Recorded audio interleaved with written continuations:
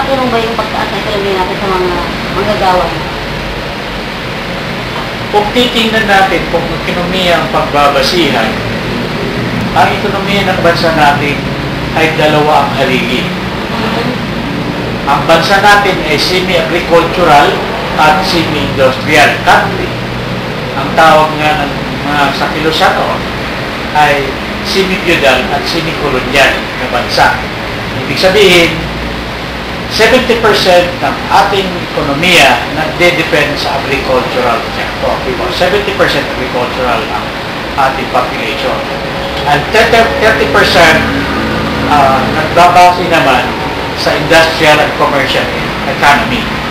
So dito, ang sinasabi ng ekonomiya, paano maka-apekto ito sa mga manggagawa at sa buong sektor ng nasa negosyo, ay ito, ang sinasabi kong buong sektor nasa negosyo, itong subsektor ng bawat isa is manggagawa at kapitalista.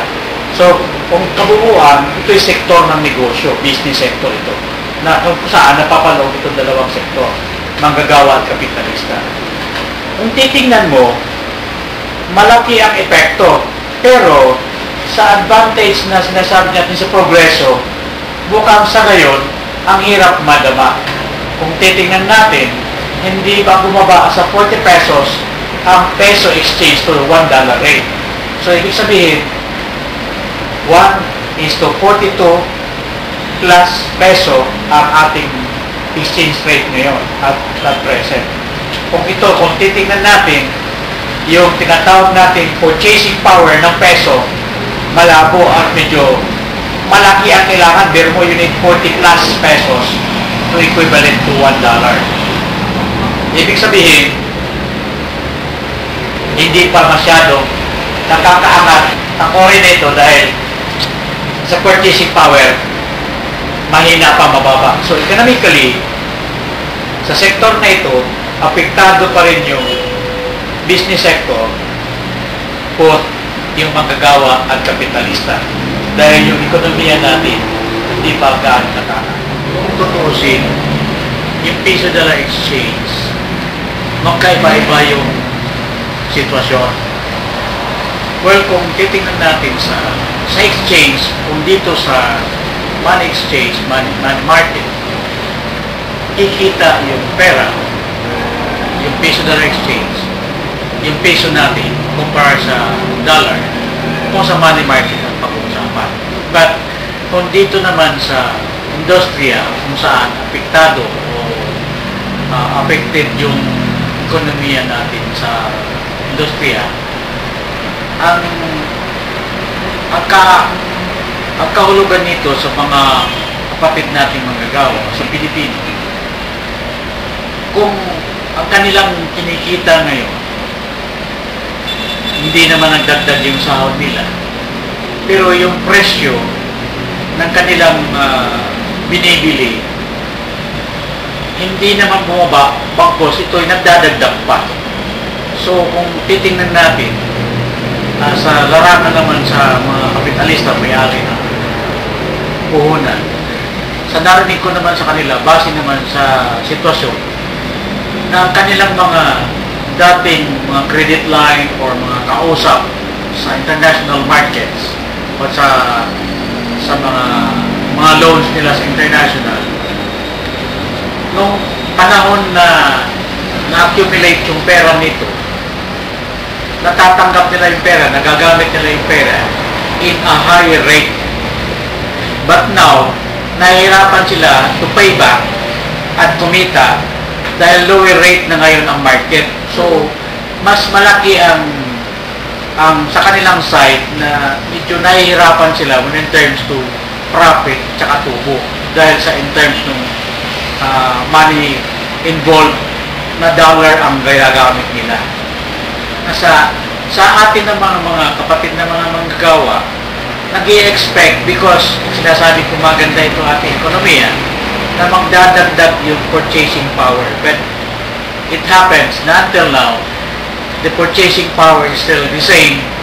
You need still more peso to $1 to buy what you need. Yung pangangailangan ng bawat pamilya, ganun pa rin ang kanilang pangangailangan ng gagastusin ng malaking halaga in order na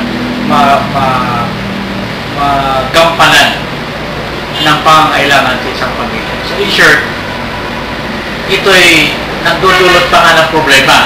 Kasi tulad ko, yung kapatid ko dalawa nasa abroad, pag nagpapadala, lalo na yung youngest sister ko, nagpapadala dito sa parents ko ng pera, nagre-reklamo na yung parents ko dahil exchange, mababa na.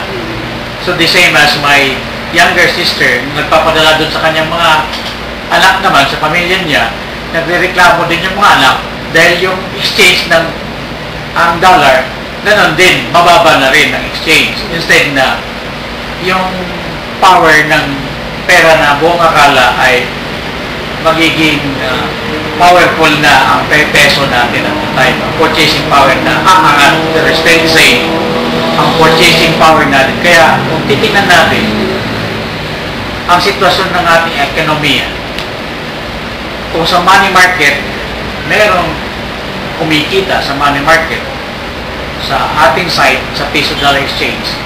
But eventually, dito sa larangan ng pundasyon ng ating ekonomiya, yung agricultural at saka industrial economy natin, ay hanggang ngayon hindi pa rin nakakalaman as my personal assessment is concerned. Why? Look, agriculturally, kung titingnan mo, ang produkto natin dito, iilan lang ang lugar na nagpo-produce ko, kunti na lang ang production sa agricultural products natin dito. Why? Yun, malaking bagay at mahaba na talakayan na dapat natin pagpapanawain. Pangalawa, sa industrial economy naman natin, marami pang hindi nakakabangon ng mga kumpanya at marami pang hindi nakakabalik sa negosyo nila ngayon. Meaning to say, marami pa rin unemployed na mga manggagawa at hindi pa rin masyadong maibibigay ang karapat-dapat na kikitain ng isang manggagawa para masagot ang pangangailangan sa pamilya sa mga kapatid natin manggagawa. Meaning to say, mababa pa rin ang natin, purchasing power ng ating piso. Sa mga migrants, apektado din sila, di ba? Yun ang mga sa migrants, yung kasama na sinasabi natin sa OFW, malaki talaga ang affected sa kanila. Lalo na, I belong to the migrants families. No? Mga in-laws at mga ibang pamilya namin nasa abroad. Before, pag nakapadala nila pera,